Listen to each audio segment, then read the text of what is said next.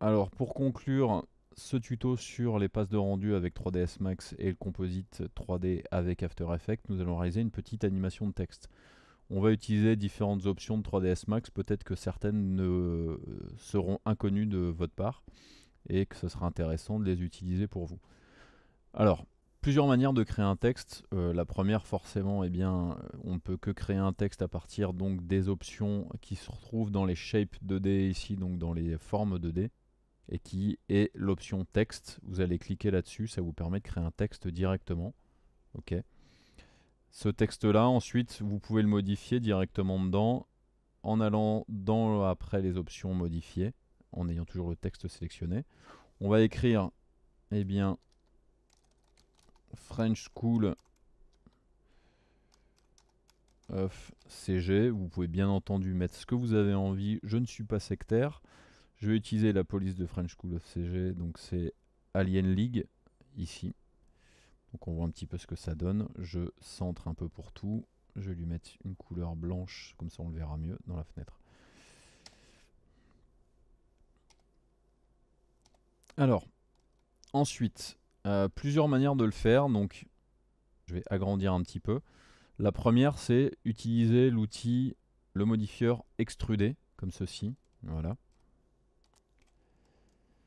Qui va vous permettre de mettre une épaisseur sur votre forme 2D. Donc ok, je vais mettre je vais mettre 30 cm puisqu'on est en mètres. Et après, n'hésitez pas à mettre des segments ici, en mettre 4 au moins, de manière à avoir voilà, des segments à peu près corrects. Au niveau du texte, il y a quelque chose que je ne vous ai pas expliqué, c'est l'interpolation ici. À vous de voir si vous voulez optimiser l'interpolation ou pas. Voilà, comme ceci. Peut-être mettre un peu moins voilà, de steps. Voilà, on pourrait décider voilà, de faire un texte plutôt dans ce genre-là. Donc là, c'est pas terrible. Demandez peut-être que ça soit en adaptif.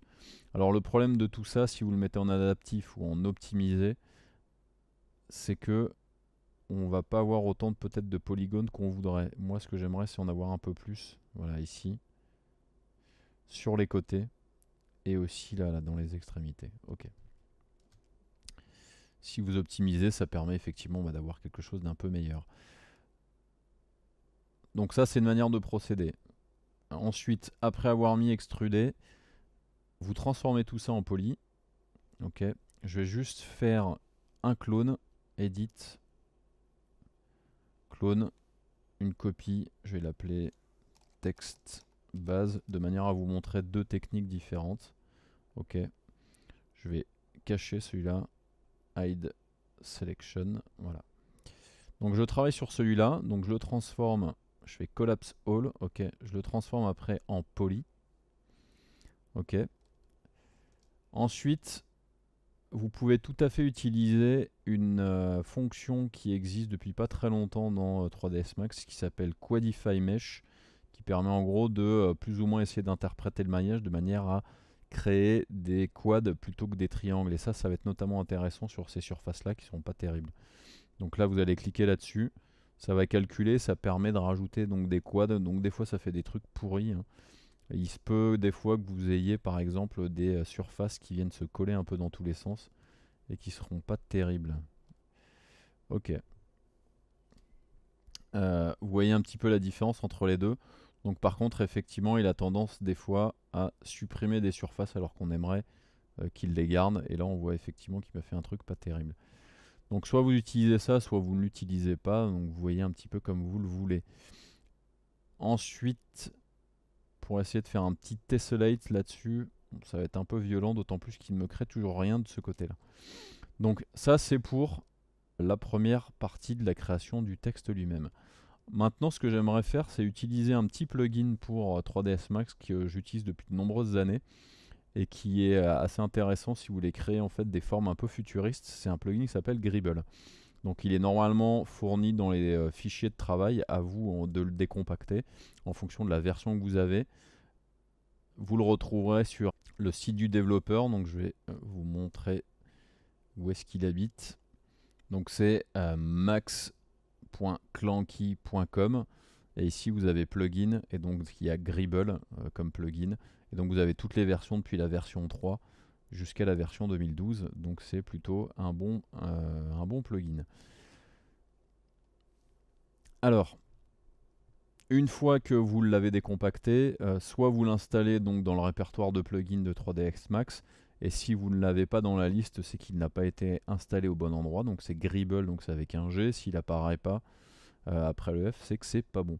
Par contre, vous pouvez tout à fait le charger, même si 3ds Max est ouvert. Vous allez dans le menu Customize, vous allez dans Plugin Manager, vous faites un clic droit un peu n'importe où dans la fenêtre, vous faites Load New Plugin, et on va chercher, eh bien, dans le fichier de travail, plugin. Donc moi je prends la version 2012 64 bits puisque c'est système, et je clique. Donc là, a priori rien ne s'est passé. Par contre, si on retourne dans la liste, on voit que le Gribble apparaît. Donc il suffit de le prendre, de le sélectionner et de le positionner sur notre objet. Et ça fait ce genre de surface là. C'est assez intéressant, ça donne des surfaces vraiment sympas à utiliser. Donc comment ça fonctionne? Vous avez ici panel, donc c'est plutôt les grosses surfaces ici. Et là après vous avez widget, donc vous pouvez vous amuser à décocher ou cocher différentes surfaces. Donc si vous enlevez panel, voilà ce qui se passe. Hein. Ok. Donc ça on va les garder les panels.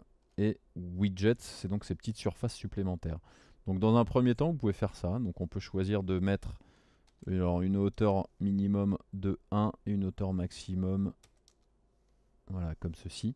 Ça me permet de subdiviser mes faces. Ok. Vous voyez, donc ça donne un aspect assez intéressant à nos lettres par rapport à ce qu'on a d'origine sur nos surfaces. Ok. Ensuite, donc j'avais décoché widget. Vous pouvez donc le réenclencher. Donc ça permet donc d'avoir des surfaces supplémentaires comme ceci. Ok. Donc soit vous l'utilisez tout de suite comme ceci, soit vous décochez cette option là, ok. Et on peut décider par exemple de rajouter un Gribble supplémentaire. Donc je pourrais par exemple faire Collapse All, ça redevient un mesh, je le remets en poly, comme ceci. Et je pourrais décider bien de rajouter un Gribble supplémentaire. Alors il se peut peut-être que 3ds Max va exploser, mais c'est quelque chose qui peut fonctionner de mettre l'un par-dessus l'autre. Comme ça m'a subdivisé un peu mes faces, du coup je peux en rajouter un par-dessus sans souci. Alors voilà, là du coup j'ai un gros truc. Je vais déjà décocher le widget déjà dans un premier temps, de manière à gagner un petit peu de mémoire, parce que là je suis en train de l'exploser complètement. Voilà, je vais mettre 0,05 en hauteur max et en hauteur mini et 1 en hauteur normale. On va voir ce que ça donne. Voilà, ça permet d'avoir quelque chose d'assez intéressant sur le principe. Donc on a vraiment des surfaces complexes, c'est vraiment sympa.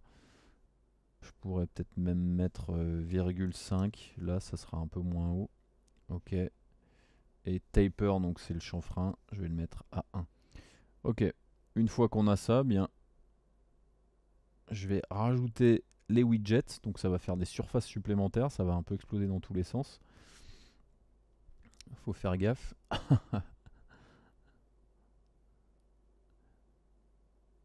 Donc moi je vais un peu loin, vous n'êtes pas obligé de l'utiliser aussi fortement que moi. Hein. Par contre si vous avez un système un peu plus puissant que mon ordi, n'hésitez pas.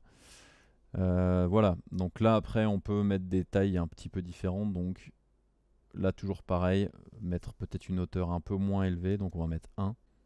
Voilà, c'est un peu plus intéressant. Après il y a des tailles plus ou moins différentes, donc vous pouvez tout à fait décider voilà, que la taille mini ça soit 5. On pourrait peut-être même mettre 10 là et décider de mettre 100 à l'autre. Donc en fonction des tailles possibles, eh bien, ça va changer les formes qui vont se positionner dessus. Donc ça permet de faire des sortes de hauteur de bâtiment, plus après les antennes qui en découleraient ou des étages équivalents, des étages un peu plus surélevés. Là je vais mettre 100 peut-être en taille maximum. Donc c'est une valeur relative hein, de la valeur de base, ça n'a rien à voir, c'est pas des valeurs en mètres ou ce genre de choses là. Voilà, ça fait des surfaces un peu plus grandes. Et ensuite vous avez une valeur que vous pouvez modifier ici, c'est la densité. Donc n'allez pas trop fort là vu qu'on a déjà rajouté pas mal de polygones avec Gribble. densité 2, ça suffira largement. Après, si vous avez des gros systèmes, n'hésitez pas à partir peut-être un peu plus haut dans les tours par rapport à moi. Voilà, du coup là c'est un peu plus dense, c'est vrai que c'est assez intéressant. Collapse Hall. Voilà, donc du coup c'est un maillage maintenant que j'ai. Donc si vous avez un système qui est un peu plus puissant que le mien, eh bien n'hésitez pas à, à rajouter de la géométrie, ça sera sympa. Par contre, moi ça commence à devenir un peu lourd pour mon ordi, donc je vais minorer un petit peu mes ardeurs, parce que là c'est vrai que j'étais un peu violent avec le truc.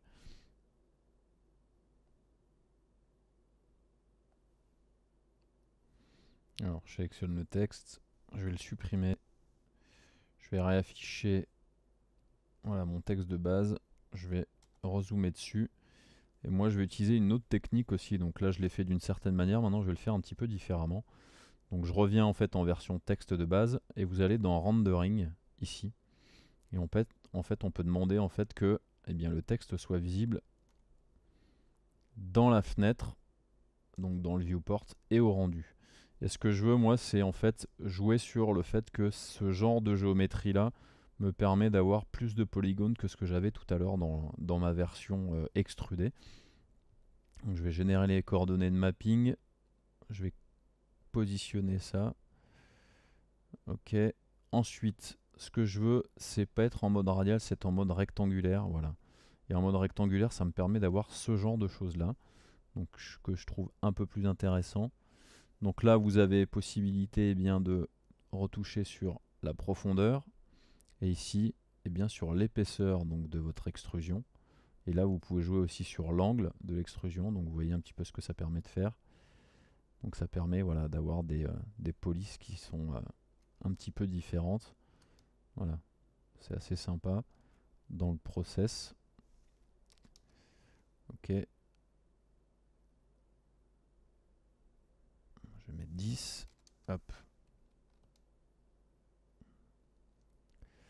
Ok, le petit avantage c'est que ça met un peu plus de surface que ce qu'on avait tout à l'heure. Et donc moi après ça va être plus intéressant. Ça va être aussi intéressant puisque là si vous regardez bien, il crée des vrais quads dans les coins. Et donc du coup on aura moins de problèmes de surface qui partent un peu dans tous les sens. Donc ça c'est pas mal. Je vais ensuite eh bien, aller chercher mon copain Gribble. Voilà, comme ceci. Donc là c'est un peu plus rapide que tout à l'heure à calculer, puisqu'il a quelque chose d'un peu plus intéressant à réaliser, des surfaces un peu moins complexes. Donc là je mets 0, 1 et voilà 1. Ok. Le taper je vais le baisser aussi, donc le chanfrein, de manière à avoir des chanfreins un peu moins violents. Ok. Du coup là ça me permet d'avoir voilà, sur mes surfaces des choses plutôt intéressantes. Je vais baisser aussi la hauteur donc là des petites extensions. Ok. Je vais densifier un petit peu tout ça là. Voilà. Et là maintenant j'ai un truc qui est un peu plus intéressant que ce que j'avais tout à l'heure. Puis surtout beaucoup moins lourd. Voilà. Ça me fait un texte vraiment sympa à utiliser.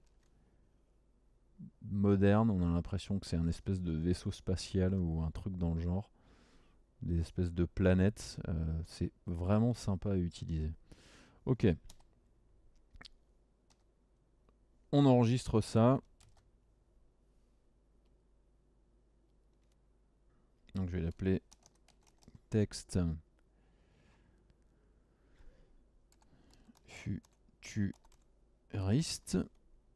Furutiste. Non, ça va pas le faire. Ok, j'enregistre. Voilà.